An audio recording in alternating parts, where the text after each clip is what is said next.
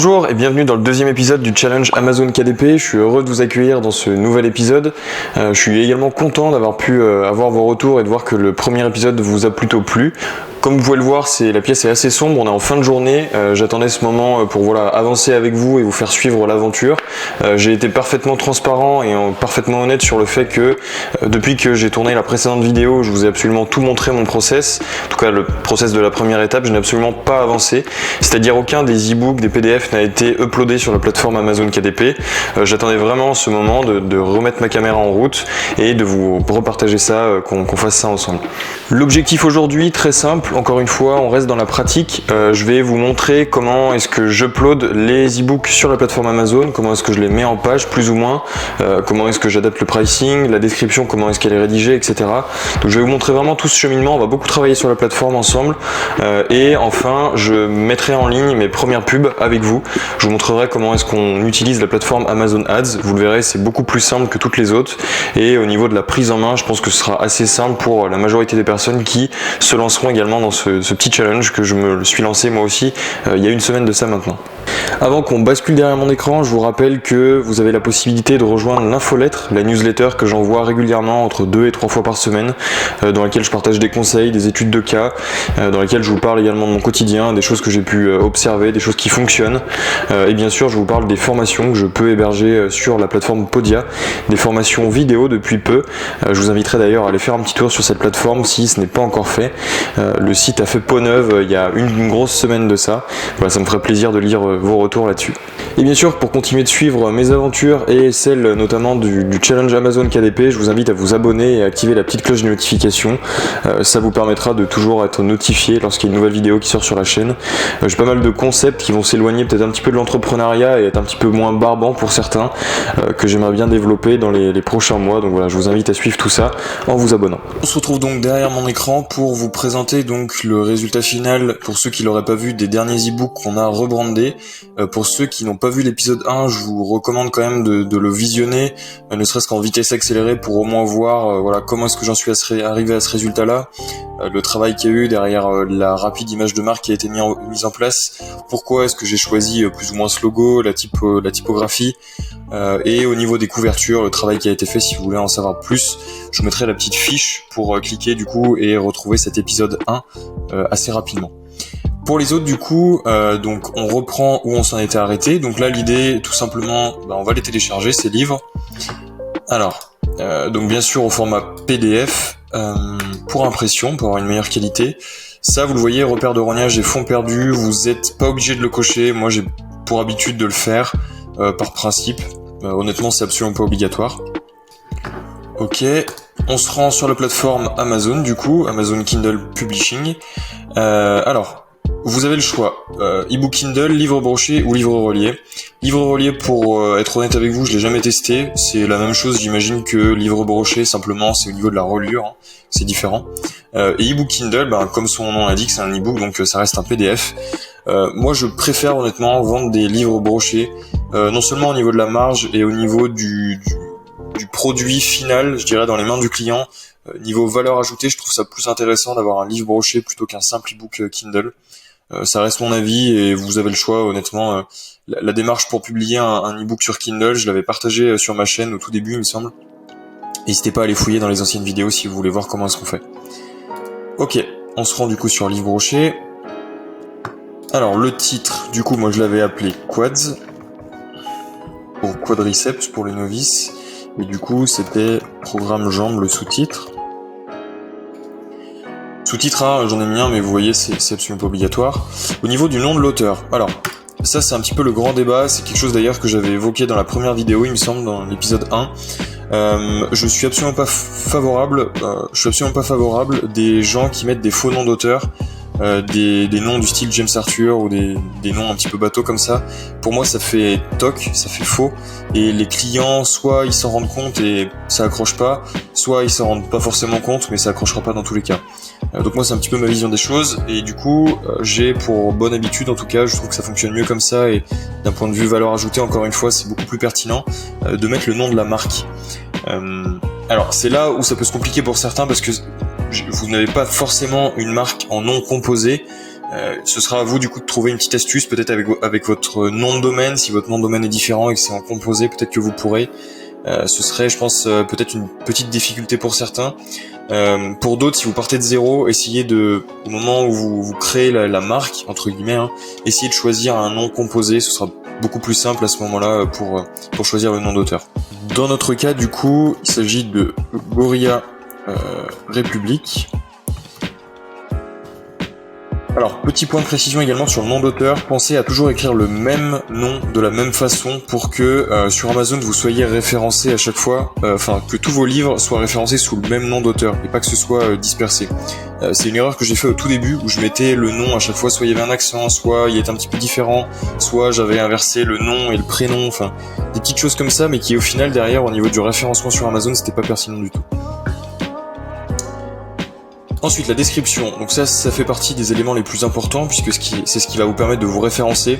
Aujourd'hui, très honnêtement, je suis absolument pas dans une stratégie de long terme de référencement puisqu'après, je vous l'ai dit, on va pousser avec de la pub directement. Donc là, l'idée, c'est simplement de décrire un petit peu ce qu'il y a dans le livre et ce que le client peut y trouver. Pas forcément de faire un travail d'optimisation de mots-clés, etc. De toute façon, ça, vous pourrez y revenir par la suite et le retravailler. Donc je vous le disais, j'avais préparé un petit résumé du livre assez sympa qui pour moi est pas trop mal copyrighté, qui je pense peut convertir un certain nombre de prospects qui tomberont sur la fiche produit, en tout cas au début. Et je le répète encore une fois, ce sera nécessaire de faire une repasse au niveau de l'optimisation SEO en tout cas. Au niveau des droits de publication, forcément si vous n'avez pas copié le livre de quelqu'un d'autre, vous détenez les droits d'auteur. Au niveau de vos mots-clés également, hyper important pour vous référencer. Alors là pour le coup on va faire le travail.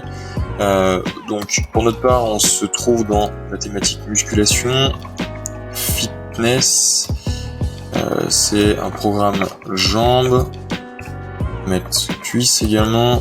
On peut éventuellement parler de bodybuilding, d'haltérophilie, peut-être que ça ressortira sur quelque chose comme ça, et éventuellement aussi d'une discipline comme le crossfit. Au niveau des rubriques, ça aussi hyper important, même si méga chiant. Alors là l'idée ça va être de sélectionner la bonne catégorie. Dans la majeure partie des cas honnêtement vous vous trouverez dans la non-fiction. Et l'idée après c'est d'aller fouiller et d'en sélectionner 2 qui correspondent le plus possible à ce que vous allez vendre au niveau de votre livre. Pour ma part du coup c'est sport et loisirs, général et on va mettre culturisme et entraînement musculaire. Est-ce que ce livre contient des expressions pour adultes, etc. explicites? Non.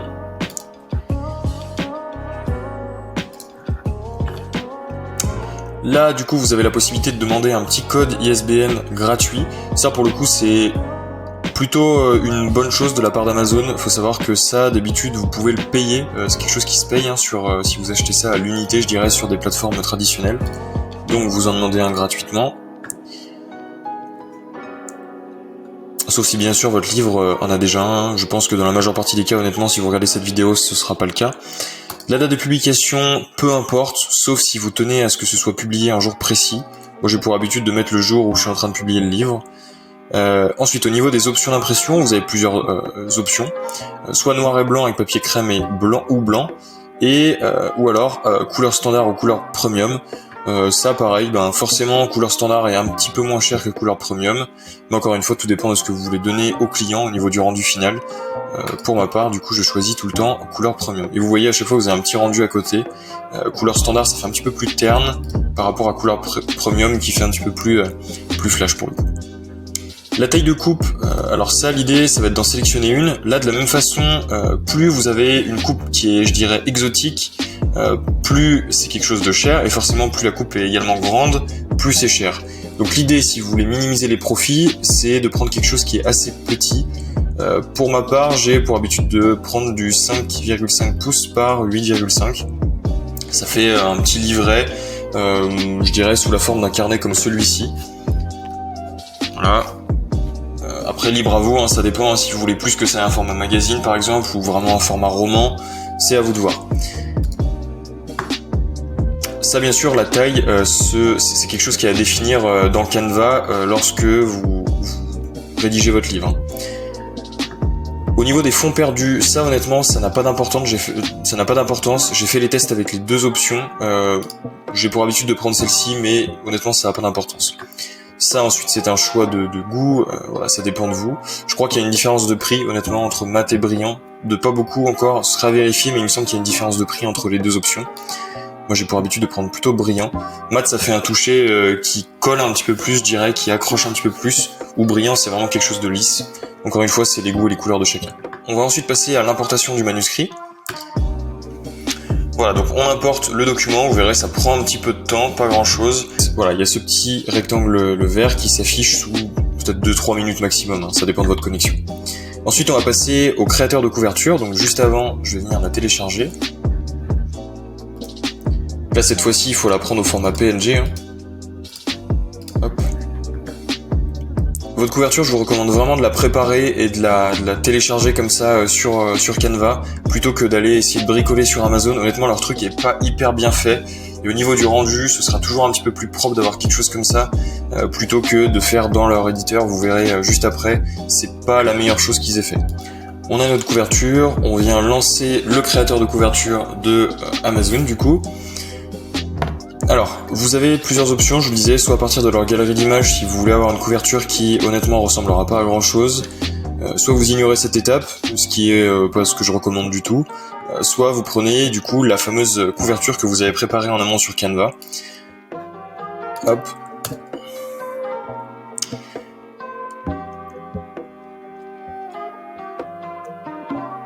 Et du coup, vous avez plusieurs mises en page qui sont proposées en fonction de l'image que vous avez donnée.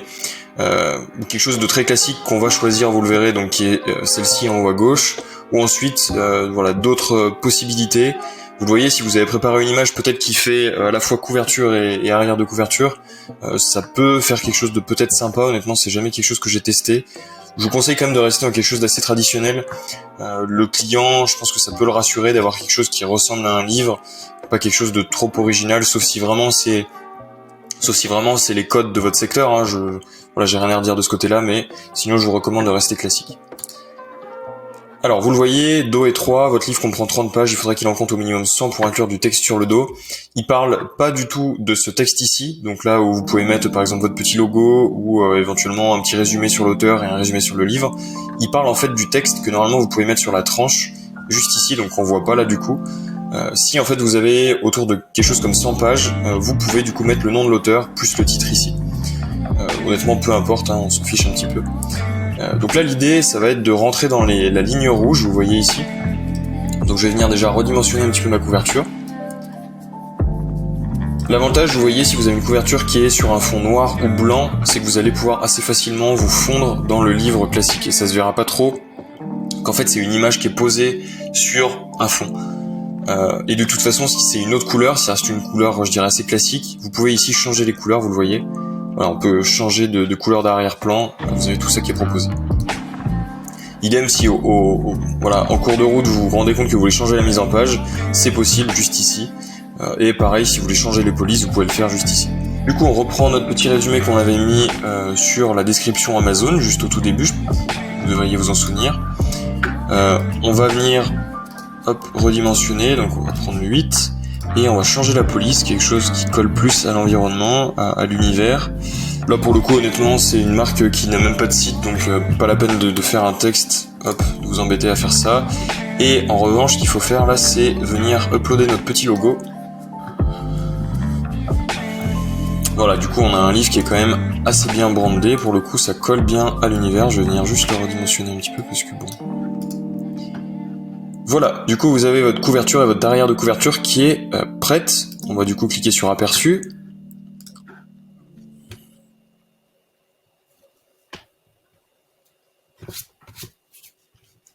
Voilà, le rendu final, à quoi est-ce que ça ressemblera. On enregistre et on envoie si ça nous convient bien sûr. Sinon vous avez la possibilité de revenir en arrière au niveau du fil d'Ariane juste en haut. Ok, donc c'est terminé pour cette étape qui est honnêtement la plus longue au tout début quand vous commencez. Là l'idée ça va être de lancer du coup leur outil de prévisualisation. Je vais laisser en accéléré, vous verrez ça prend un certain temps, le temps que le livre soit vérifié. C'est tout simplement en fait Amazon qui passe en revue chaque page et vérifie s'il n'y a pas de photos qui dépassent, de textes qui dépassent, d'images, de fonds qui sont mal redimensionnés. Voilà, il passe en revue toutes vos pages et en fonction, il vous donne un verdict. Vous avez le détail. Vous verrez, je vous montrerai, on a le détail tout dans une colonne à gauche.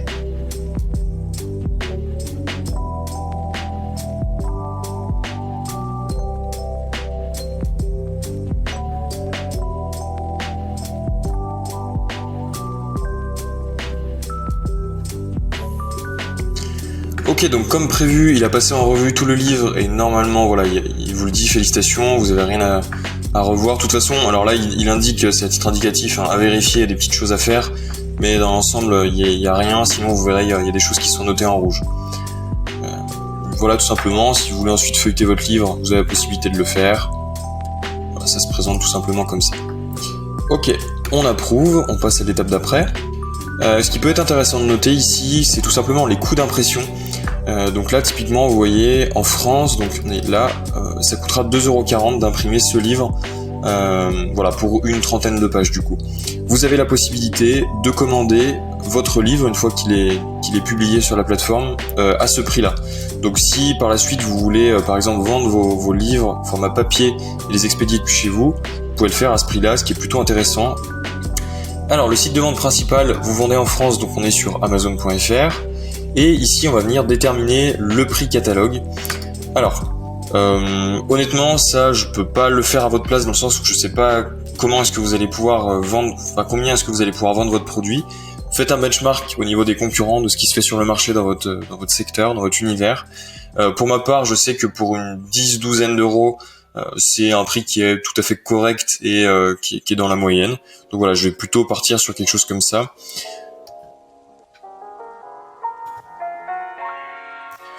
Alors, juste, vous voyez 12€, il vous indique que c'est prix catalogue. Je trouve que c'est assez mal formulé parce qu'en fait, le prix catalogue, ce sera celui-ci, avec TVA française. Donc 12,66€. Donc si vous voulez avoir un prix qui est, je dirais, un petit peu marketing, qui fait plus envie qu'un 12,66€, enfin, après ça c'est... Chacun voit midi à sa porte, hein, mais si vous voulez avoir un prix par exemple de 12,99€, vous pouvez ajuster un petit peu. En faisant comme ça, vous jouez et il vous calcule à chaque fois le bon prix et il vous le donne. Voilà, donc moi j'ai déterminé mon prix qui sera du coup de 12,99€ comme vous le voyez ici. L'impression, donc ça c'est le prix que coûte l'impression de votre livre tout simplement. On l'a vu tout à l'heure, mais voilà, il nous le répète ici, donc 2,40€, donc forcément sur ces 12,99€ vous faites moins 2,40€. Moins du coup leur taux à 60%, et du coup vous vous retrouvez avec une redevance de 4,99€. Ça peut paraître un petit peu important honnêtement, mais quand on sait que vous n'avez pas besoin de commander du stock, que c'est Amazon qui gère la production et la livraison en Amazon Prime, honnêtement vous prenez pas beaucoup de risques, vous payez pas d'hébergement de site, vous n'avez pas de maintenance au niveau du site, rien du tout, tout ça c'est géré par Amazon. Voilà, à partir de là, je pense que l'investissement de base, il se fait surtout au niveau du temps, je le répète, hein, ça demande du temps de rédiger quelque chose de qualité, travailler la couverture, le titre, l'image de marque, etc. Une fois que ce travail est fait, vous pouvez le répéter sur plusieurs livres différents, et pourquoi pas sur plusieurs marques différentes dans des secteurs complètement opposés, ce que moi j'ai pu faire par exemple, et derrière vendre tous vos livres comme ça, de façon un petit peu automatisée. Et derrière, on peut du coup, publier notre livre. Voilà, donc il nous dit que notre livre a bien été soumis à Amazon. Honnêtement, la vérification se fait assez rapidement. Je pense qu'en maximum 48 heures, ça a toujours été vérifié de mon côté. D'ailleurs, si la marque a déjà de l'historique, donc la marque, j'entends dans mon cas Gorilla République, si elle a un petit peu d'historique et que vous avez déjà publié des choses sous ce nom d'auteur, ça se fait quand même assez rapidement. Voilà, donc ne vous inquiétez pas si sous 48-72 heures vous avez rien, c'est normal, ça demande un petit peu de temps. Honnêtement, au-delà d'une semaine, Amazon vous donnera une réponse, positive ou négative, en fonction, il vous dira dans le mail pourquoi est-ce que c'est refusé. Ok, donc on a fait ça pour un e-book. L'idée maintenant, ça va être de répéter le processus pour les 4 e-books restants, de les publier au format broché. A few moments later. Alors, on se retrouve quelques jours plus tard. Je ne suis pas versatile au point de changer de vêtements pendant une même vidéo, pour ceux qui se poseraient la question. Simplement, le process de révision, comme j'expliquais, au niveau des livres, des e-books, etc., demande un certain temps du côté d'Amazon. Donc, il a fallu que j'attende entre 48 et 72 heures pour vous donner une fourchette approximative. Petite précision également que je vous partage, sans rentrer dans le détail, parce que ça n'intéresse pas forcément tout le monde. Il y a eu 2 e-books, 2 livres qui ont été refusés par Amazon. Il a fallu que je fasse des petites modifications. Alors, c'est des choses qui arrivent assez régulièrement, honnêtement. C'est souvent des des erreurs d'inattention de la part de l'éditeur, de nous qui publions le livre. C'est quelque chose d'ailleurs que j'aborde dans la formation, sans rentrer dans la promotion, etc. Voilà, pour ceux qui sont intéressés pour aller plus loin et qui rencontrent peut-être ce genre de problématiques sur Amazon, c'est des choses que j'explique et je détaille comment est-ce qu'on peut passer outre ça.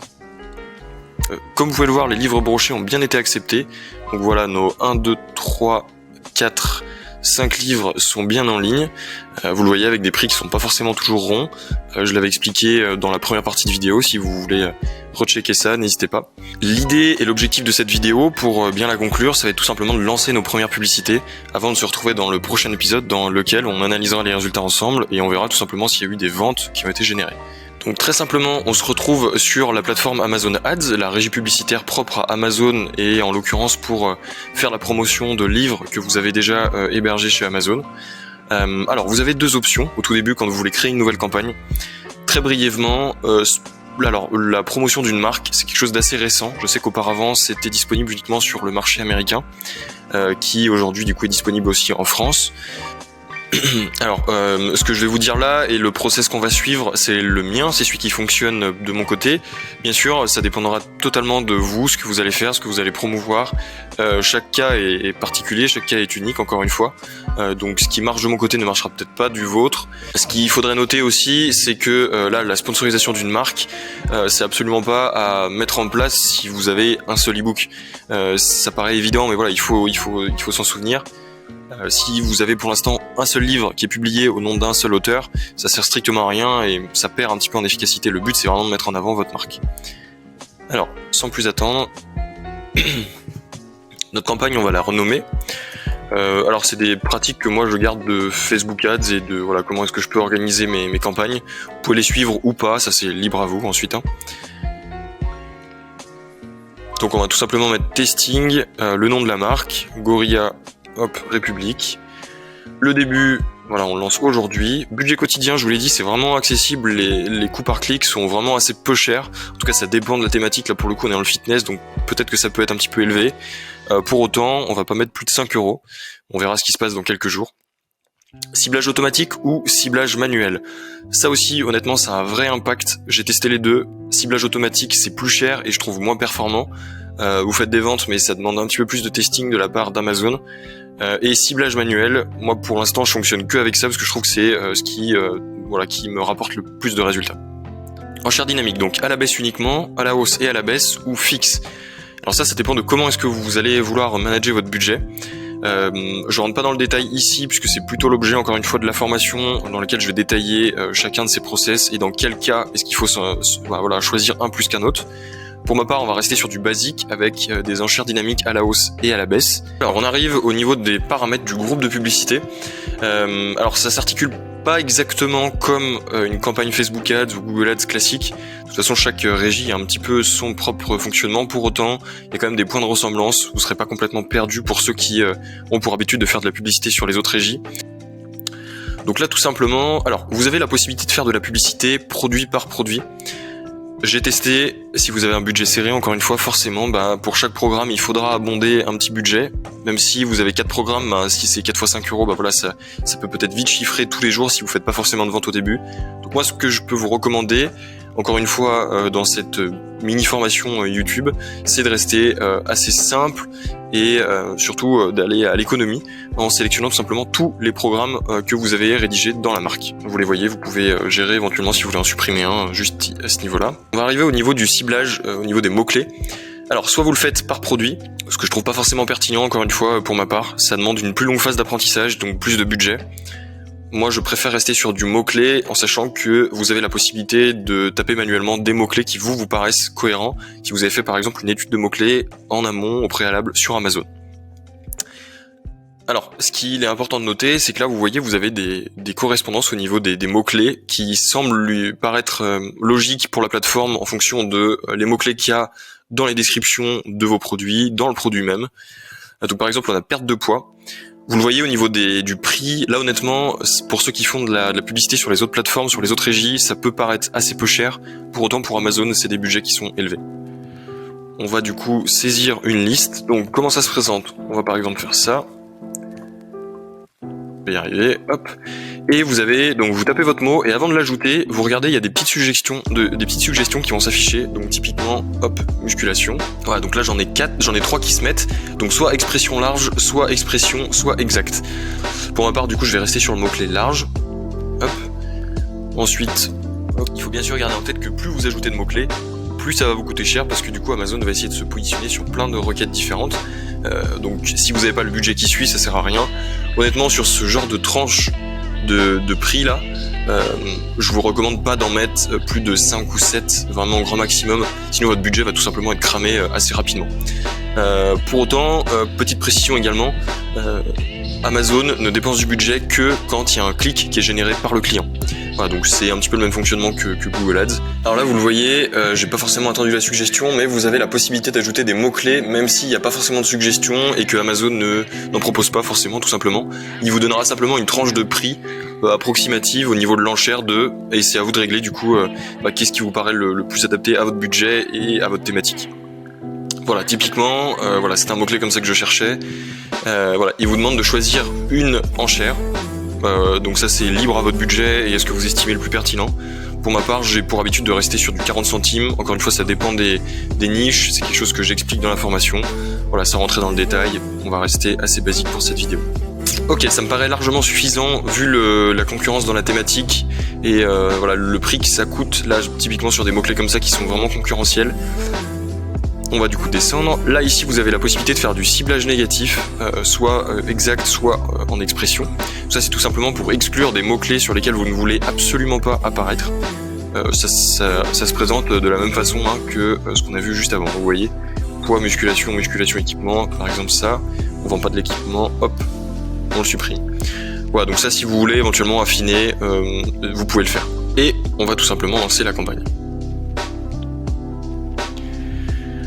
Voilà, donc la campagne a été lancée avec succès. Au niveau de la modération, pour ceux qui se posent la question, ça va prendre entre 24 et 48 heures grand max pour que Amazon vérifie et accepte ou pas la promotion de vos livres. Honnêtement, si vos livres ont été acceptés sur Amazon, il n'y a pas de raison qu'ils soient refusés plus loin au niveau de la publicité, sauf peut-être catégorie vraiment, je dirais un petit peu exotique, mais en principe, j'ai jamais eu de problème et j'ai jamais eu une campagne qui a été modérée, voire supprimée, etc. On se retrouvera du coup dans une prochaine vidéo dans laquelle je vous partagerai les résultats de cette campagne et on verra ensemble qu'est-ce qu'il en a été. Très honnêtement, encore une fois, je me permets d'insister, mais vous m'avez suivi tout au long de ce petit parcours, de toute cette petite aventure. Vous avez vu du coup pas à pas comment est-ce qu'on a fait en partant de l'e-book sur Canva jusqu'à la publication, la promotion et plus tard peut-être la récolte, je dirais, des résultats. Il n'y a aucune garantie, encore une fois, que je gagne de l'argent avec ces e-books là. On le verra du coup ensemble dans une prochaine vidéo. Pour ceux qui ne sont pas encore abonnés et qui veulent suivre cette petite aventure jusqu'au bout, je vous invite à vous abonner bien sûr et à activer la petite cloche de notification. Et pour les autres, je vous retrouve peut-être à travers la newsletter, l'infolettre ou mon canal Telegram privé. Vous retrouverez bien sûr les liens de ces différents réseaux en bio de cette vidéo et je vous donne du coup rendez-vous au prochain épisode.